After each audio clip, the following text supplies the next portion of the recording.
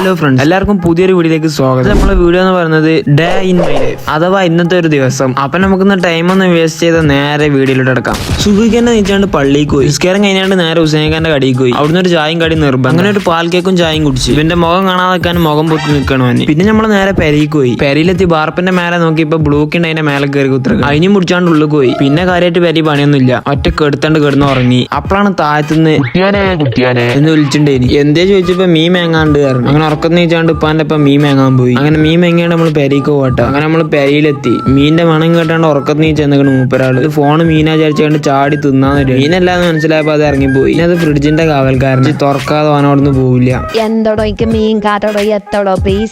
അസൂക്ക് റസൂക്ക് സ്കൂളിൽ പോകാൻ കഴിഞ്ഞിട്ട് അപ്പോഴും മൂപ്പരാൾ അവിടെ നിന്ന് നീച്ചിട്ടില്ല.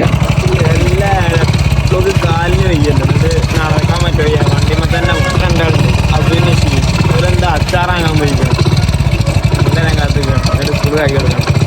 അങ്ങനെ ഓല മൂന്നാള് സ്കൂളിൽ ഇട്ടുകാണ്ട് ഞാൻ പെരയ്ക്ക് തന്നെ പോയി. പെരയിലെത്തിയപ്പോ പൊരിഞ്ഞ മയത്തുണ്ട്. മീൻ കിട്ടാണ്ട് സോഫമ്മ ചുറ്റി കൂട്ടി കെടുക്കാൻ നിൽക്കണം. എന്റെ റൂം 10x നന്നാക്കി. ഇത് ഞാൻ അറൂട്ടിനെ അടിച്ചതാ. കണ്ടിട്ട് എന്തിന്റെ മാരുണ്ടെന്ന് കമന്റിൽ പറയും. അങ്ങനെ അതൊക്കെ എന്നെപ്പണ്ട് ഇപ്പൊ ഫോണിൽ വിളിച്ചിട്ടുണ്ട്. ഒരു വീഡിയോ എഡിറ്റ് ചെയ്യാണ്ട് ബാൻഡ് കടയ്ക്ക് പോകാന്ന് പറഞ്ഞിട്ടുണ്ട്. പിന്നെ ഒന്നും നോക്കിയില്ല, കുളിച്ചു മാറ്റിയാണ്ട് നേരെ കടയ്ക്ക് പോയി. കടയിലെത്തിയപ്പോ ആ വീഡിയോ എഡിറ്റ് ചെയ്ത് കൊടുത്ത്. പിന്നെ ആ ദൂരം സ്കരിച്ചാൽ പള്ളിക്ക് പോകേണ്ടത്. നിസ്കാരം കഴിഞ്ഞാണ്ട് പുറത്തിറങ്ങിയപ്പോണ്ട് 1 മണി ആയിക്കണ്. 1:30ക്കാണ് എനിക്ക് പണിയുള്ളത്. പുറത്താണ് ഭയങ്കര മഴയും. അങ്ങനെ ഒന്നും നോക്കാതെ മയത്ത് കടയിൽ ഓടിപ്പോയി. പിന്നെ ചോറ് ഞാൻ പെരയ്ക്ക് പോയി. പെരയിലെത്തിയപ്പോണ്ട് മീനൊക്കെ നാണ് കിടന്നുറങ്ങാൻ നിൽക്കാണ് പൂച്ച. അങ്ങനെ ചോറ് നാൻ തുടങ്ങി. ഞാൻ ചോറ് നിന്നുമ്പോ പ്രകൃതിന്റെ മുന്നിൽ നാളെ ചോറുന്നല് അത് പുറത്ത് വലിയ കാടാണ്. ഞാൻ കുറെ നിങ്ങളെ കാണിച്ചിക്കണ് തിട്ട. അങ്ങനെ കാടും നോക്കി ചോറുന്ന് പൂച്ചന്റെ അടുത്ത് പോയപ്പോ മൂപ്പരാൾ ഉറങ്ങിക്കണ്. പിന്നെ ഞാൻ നേരെ കടയ്ക്ക് പോയി. അങ്ങനെ കടന്റെ സെറ്ററാണ്ട് തുറന്ന് ഇവിടെയാണ് ഞാൻ പണിയെടുക്കലിട്ട. അടുത്ത റൂം കൂടി തുറക്കാണ്ട് അതും കൂടി തുറക്കട്ടെ.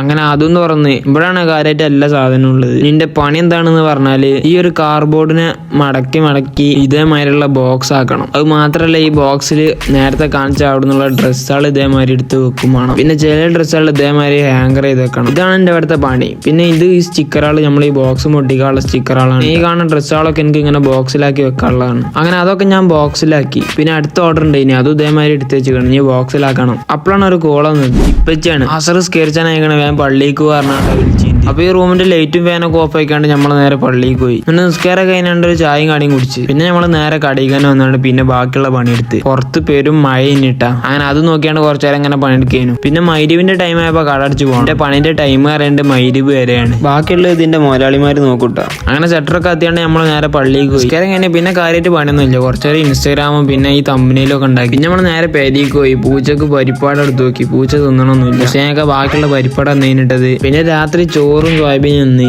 പിന്നെ പൂച്ചോന് പിന്നെ ഫോണ് കാണിച്ചാൽ പിന്നെ മുഖം കാണിച്ചില്ലല്ലോ. അങ്ങനെ മുഖം കാണിച്ചാൽ അവനോട് നിൽക്കും. അപ്പൊ ഈ ഒരു ഡേ ഇൻ മൈ ലൈഫ് നിങ്ങൾക്ക് എല്ലാവർക്കും ഇഷ്ടപ്പെട്ട് കാണുമെന്ന് വിചാരിക്കുകയാണ്. വീഡിയോ ഇഷ്ടപ്പെട്ടാൽ ലൈക്ക് ചെയ്യാനും ഷെയർ ചെയ്യാനും സബ്സ്ക്രൈബ് ചെയ്യാനൊന്നും ആരും മറക്കണ്ട. അപ്പൊ ഞാൻ ഇതുപോലെ പുതിയ വീഡിയോ ആയിട്ട് വീണ്ടും കാണാം.